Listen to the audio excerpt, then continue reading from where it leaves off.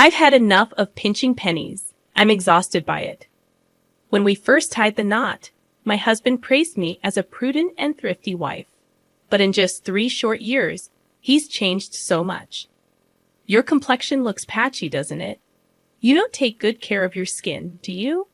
Are you even still a woman? Those were his parting words before he stormed out. Yet he never anticipated the regret that would follow his rash departure. Nor did he bother to ask the most important question. My name is Madison, and at 31, I hold down a full-time job. It's been a year since I divorced my husband, who is 3 years my senior, after he left me for another woman. We were married for just 3 years. Even before our marriage, I harbored ambitious dreams, and together, my husband and I worked diligently towards them, leading a modest life, never squandering a cent. You're remarkable for your age, so disciplined and frugal.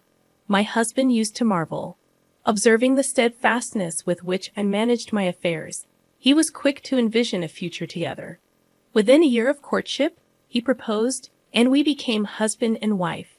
Yet, I kept my most cherished dream concealed, deeming it too far-fetched to share.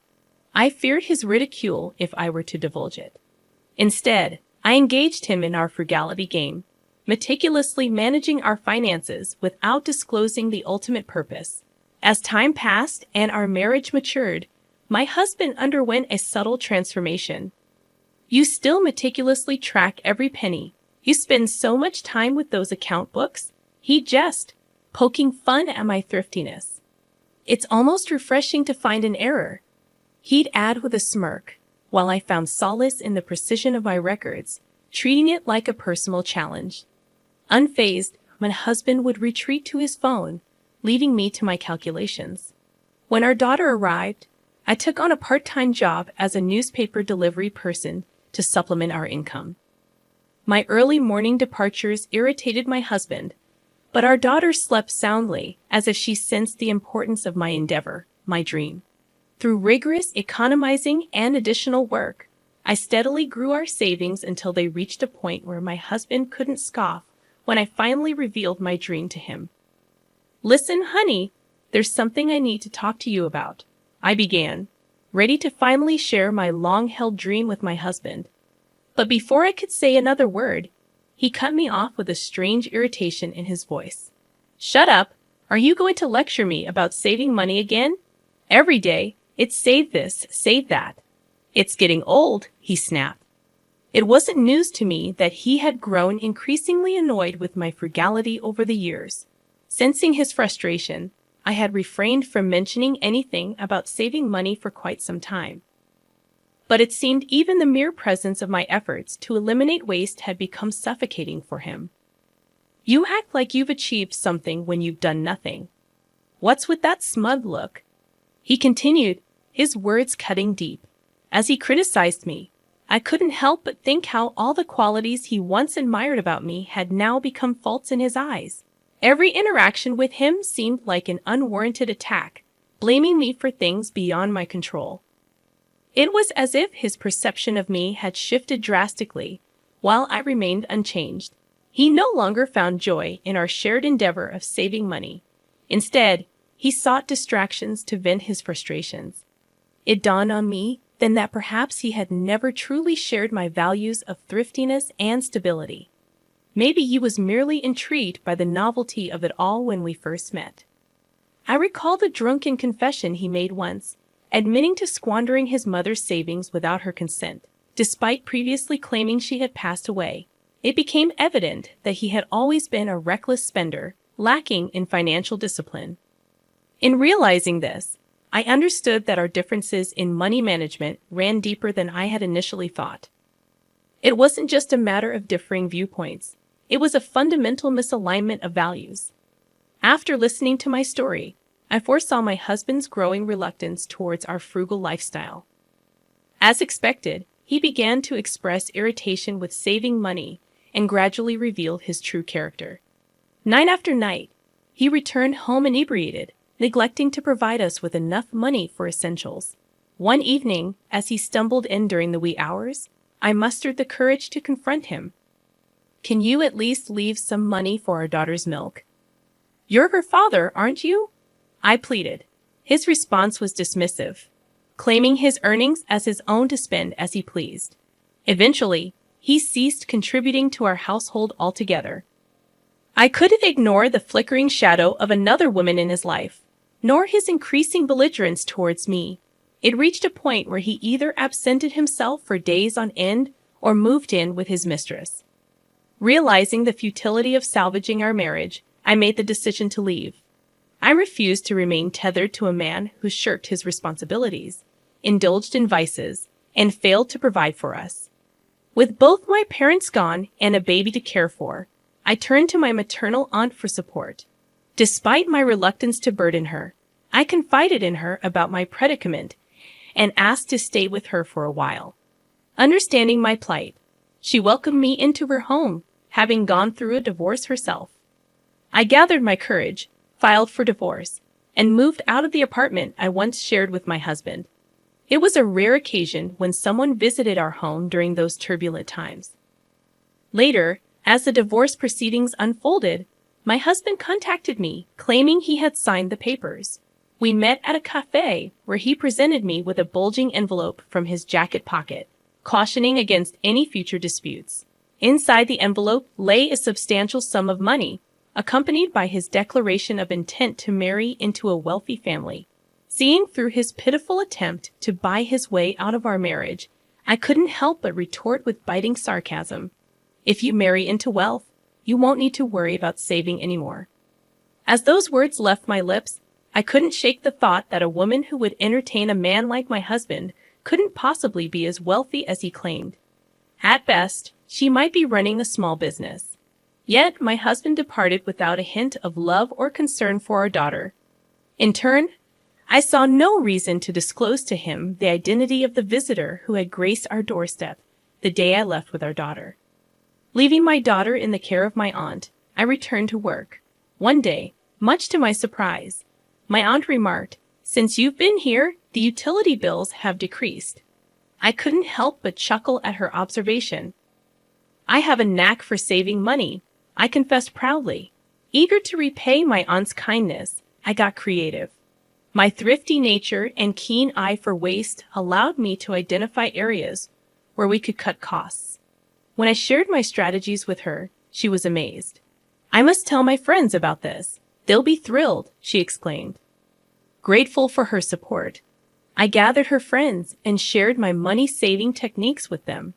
Their enthusiasm surpassed my expectations, and soon they were eager to spread the word to others.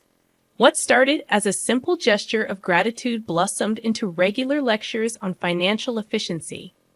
My aunt, impressed by my unexpected talent, proposed charging for my services. Through these lectures, I swiftly rebuilt the savings I had lost in the divorce and finally achieved my long-held dream. About a year after the divorce, while visiting a hall for one of my lectures, I noticed a man in work attire carrying materials.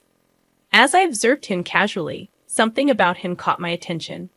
As I locked eyes with the figure, I realized it was my former husband.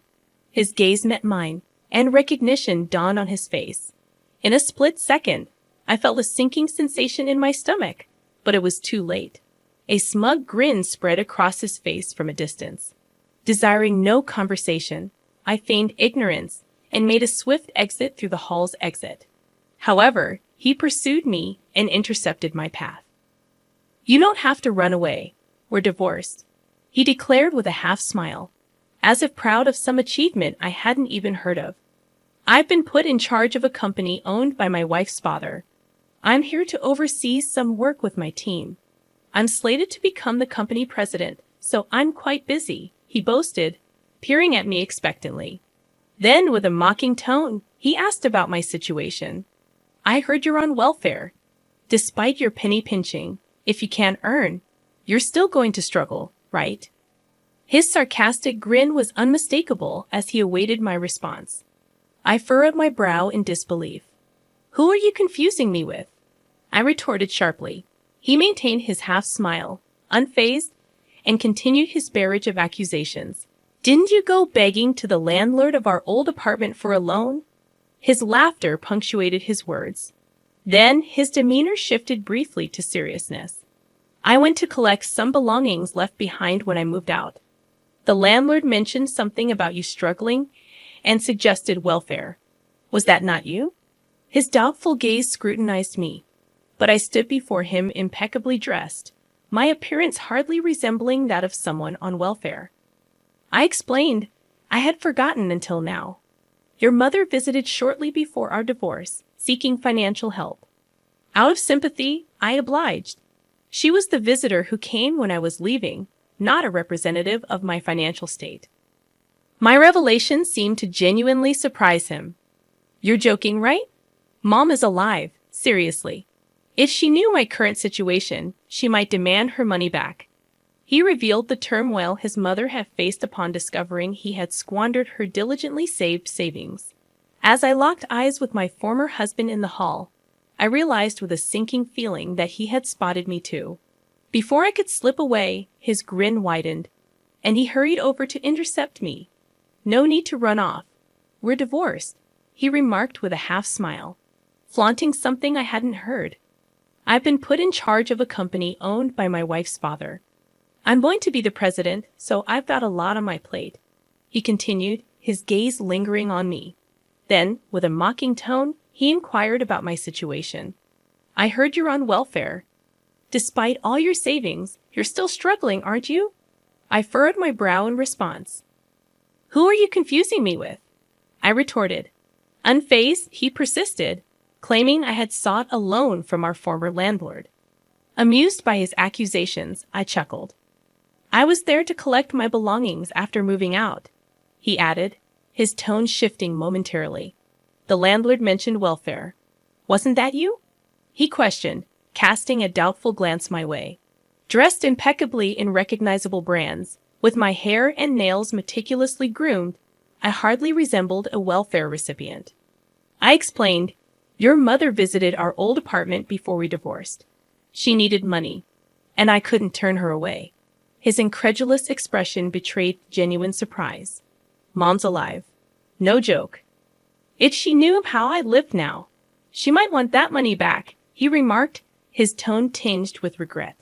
His mother, who had been abandoned by her son after he squandered her savings, recounted her struggles tearfully. Despite her son's remorse, he never repaid her.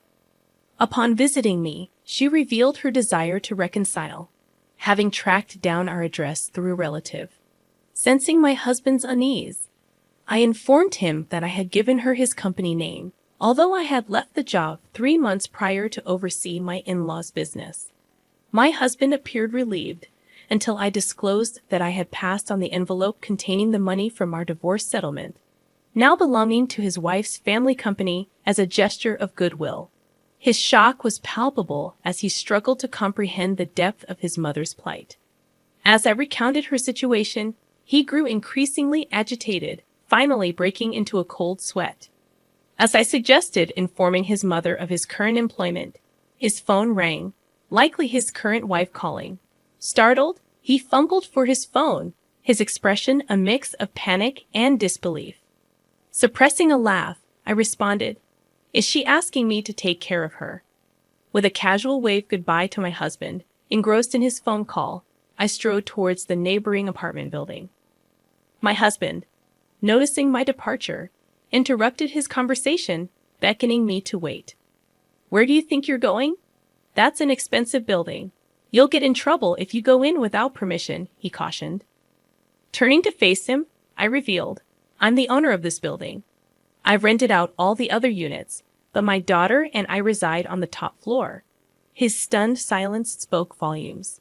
I explained that my dedication to thriftiness stemmed from a desire to purchase such a property. I had just saved enough money to do so when you began to resist frugality, I admitted, causing him to drop his phone in shock. But I had another revelation for him. I inherited a substantial sum from my parents. Instead of squandering it, I invested in real estate, turning my savings into assets worth $5 million, I revealed, gazing up at the building proudly. My husband marveled at my success, expressing regret for not providing such a lifestyle for me himself. Well, she can make her unlucky son pay for all the hard work he's done with millions in debt and interest, he remarked bitterly. Amidst my laughter, I offered to teach his mother money-saving techniques and share tips for growing his fledgling company. Ignoring his attempts to engage further, I entered the apartment building, leaving him stunned in the hallway. He hurried after me, but I paid him no mind, knowing he couldn't follow me inside. Once inside my home on the top floor, I promptly contacted a trusted real estate agent, grateful for the opportunities my prudent investments had afforded me. Actually, I have an apartment I'd like to sell next. I'm considering buying a house with an ocean view. Would you be willing to discuss this with me again? I proposed, eager to move on from the apartment now that my husband was aware of it. Though I doubted he could do anything about it, I wanted to relinquish it just in case. My aunt, having overheard my conversation, brewed a pot of tea and brought it over. I also invited the woman who had been caring for my daughter, and the three of us sat together, discussing our plans for the future amidst laughter and camaraderie. As for my husband, I never encountered him again in the hallway next to the apartment where we crossed paths. Instead, I noticed a different man overseeing the proceedings, an older gentleman. Perhaps my husband faced consequences for his actions towards his mother, or perhaps he simply moved on. Either way, it was no longer my concern. I resolved to focus on my work and continue raising my daughter in the company of trustworthy individuals who truly cared for us. With a sense of liberation and optimism for the future, I embraced the next chapter of my life.